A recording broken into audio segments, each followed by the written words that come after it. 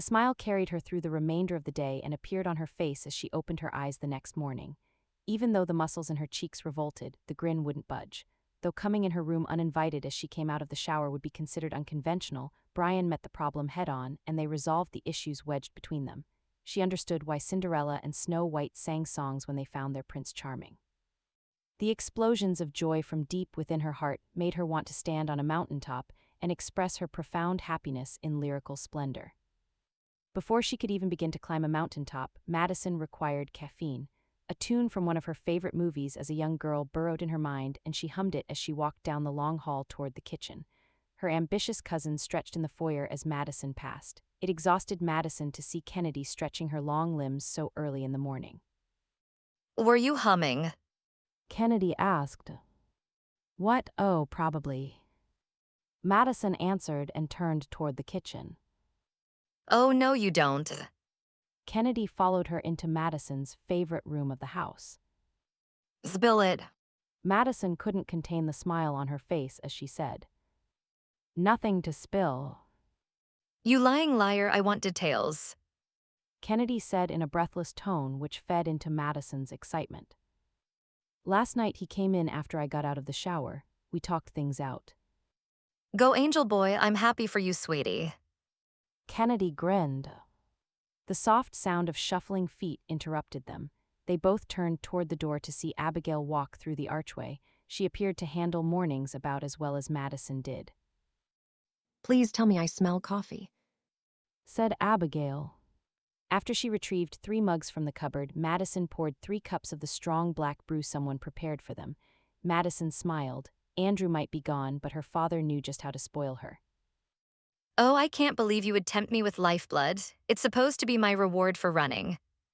Kennedy said as she took the mug and brought it to her nose to inhale the scent. There's nothing better in the world than good coffee. Agreed. Madison replied. Here's here, said Abigail.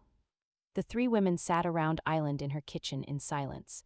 Midway through her first cup, Madison could feel slumber's grasp lessening enough for her to be able to function for the remainder of the morning. Abigail, I'd like to apologize for not spending time with you yesterday. I haven't been a very gracious host. Madison said. Abigail's eyes scrunched together and she arched one eyebrow high. No apology needed. I wouldn't even be sitting here if it weren't for you. Madison tried to make light of her comment. You'd probably be sleeping in your own bed instead of in a strange house. No, Madison, I'd be dead. You saved my life. Kennedy put her mug in the sink and blew a kiss to Madison.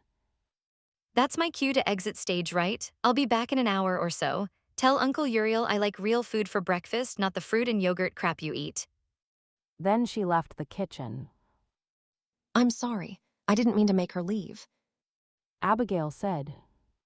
Don't worry about her. She gets cranky when she doesn't get her endorphin high. I didn't save your life. You got away on your own.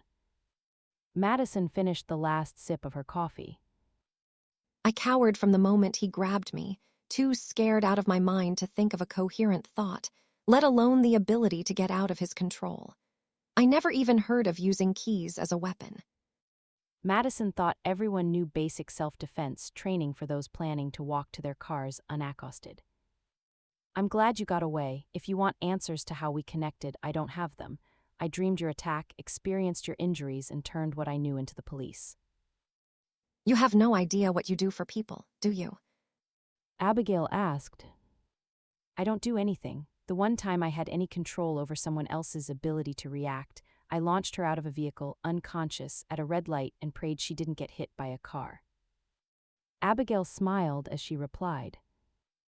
Your will to live is so strong. It gave me strength when mine froze. You opened your mind and gave me wisdom that I didn't have so I could escape. You bore the injuries so I didn't have to feel them. There may be angels in this house, but Madison, you protected me from harm. Madison used to wonder if the victims she connected with experienced some type of sensation when she dreamed of them. The idea that they were fully aware of her presence not only gave her something to think about, but made her wonder if the ones who lived ever tried to find her. You didn't feel anything during the attack? Madison asked. I thought I was in shock. Shock doesn't last forever, and I bet, right now, if we both pressed against spot where my head hit the wall, only one of us would feel it. To test the theory, both of their hands went to the back of their heads. Madison's fingers ran over the goose egg lump and she winced when she pressed against it. You are still protecting me from pain. I don't know what I did on this earth to warrant someone like you interfering on my behalf, but I am eternally grateful. Abigail put down her coffee and walked over to Madison. I'm going to hug you now, because it's just what I do. Madison didn't know what to make of what the other woman said. She returned the hug and smiled despite her confused state. A part of her wondered if it had been like that for the others. Did she take the pain and trauma away from the ones who died? Did they go into death calm and serene instead of terrorized and abused? The thought lifted her spirits. The idea that she could cushion their transition in any way made everything she'd ever experienced worthwhile.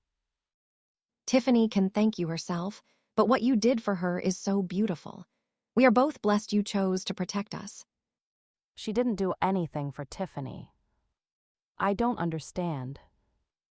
You left the connection open somehow, and Tiffany hid in your mind while unspeakable acts of violence happened.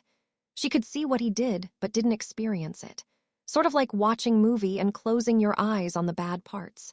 She knows what he did, but you saved her from being a part of it. None of it made any sense. Abigail made her sound like a hero when Madison had no control over what happened. She just watched while other people were hurt. Most of the time she felt like a sick nighttime voyeur to someone else's traumatic experience.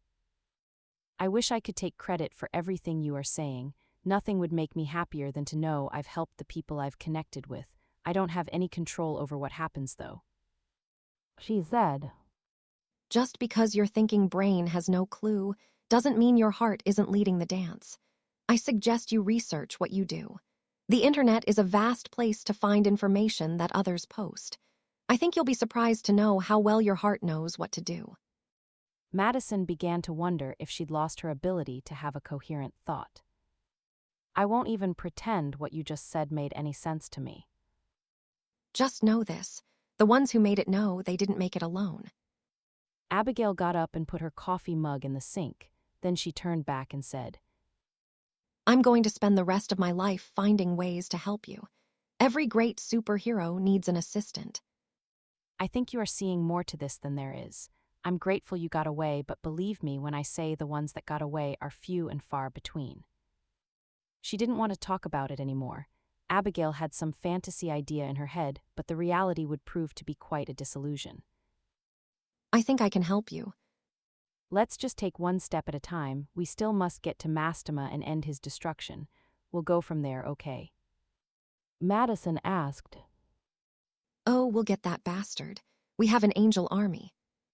I think I'm going to go see what our angel army has planned today. Though the only angel she planned on seeking out happened to be the same man she woke up thinking of. Tell Brian good morning for me too. Abigail grinned, and Madison couldn't help but return the smile as well.